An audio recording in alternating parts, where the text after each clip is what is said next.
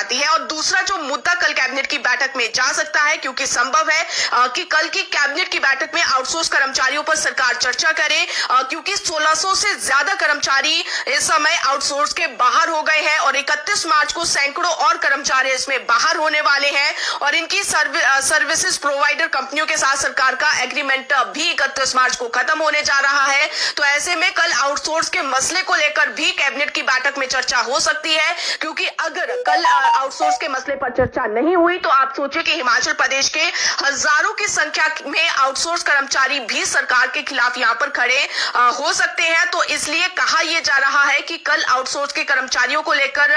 भी सरकार जो है वो यहां पर कोई ना कोई फैसला ले सकती है। हालांकि आउटसोर्स कर्मचारी महासंघ के अध्यक्ष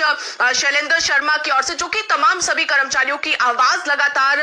सरकार तक पहुंचा रहे हैं, एक बयान उनका जारी हो रहा है जिसमें कि उन्होंने तमाम सभी कर्मचारियों को जल शक्ति विभाग की अगर हम बात करें तो 6 महीने से जल शक्ति विभाग के आउटसोर्स कर्मचारियों का वेतन नहीं मिल रहा था, लेकिन इन कर्मचारियों का अब वेतन 6 महीने बाद जारी हो गया है। तो इसके लिए सरकार का धन्यवाद भी किया है। और इसी के साथ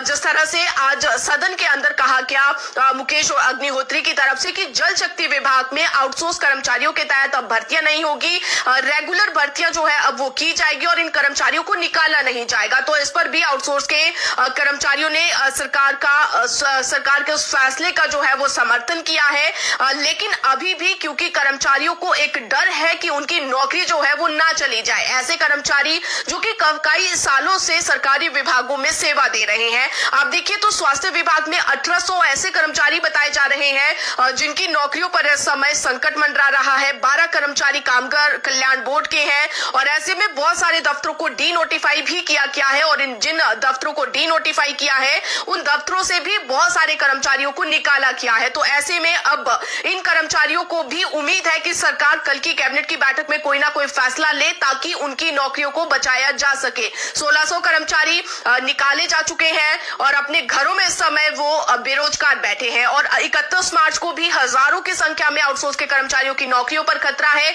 ऐसे में अगर इन कंपनियों की एक्सटेंशन को और एमओयू को आगे नहीं बढ़ाया तो आप यकीन मानिए कि यहाँ पर हिमाचल प्रदेश में आउटसोर्स कर्मचारियों की नौकरियों पर एक बड़ा संकट आ सकता है। हालांकि चर्चाएं चल रही है कि कल की कैबिनेट की बैठक में सरकार इस एजेंडे को जरूर शामिल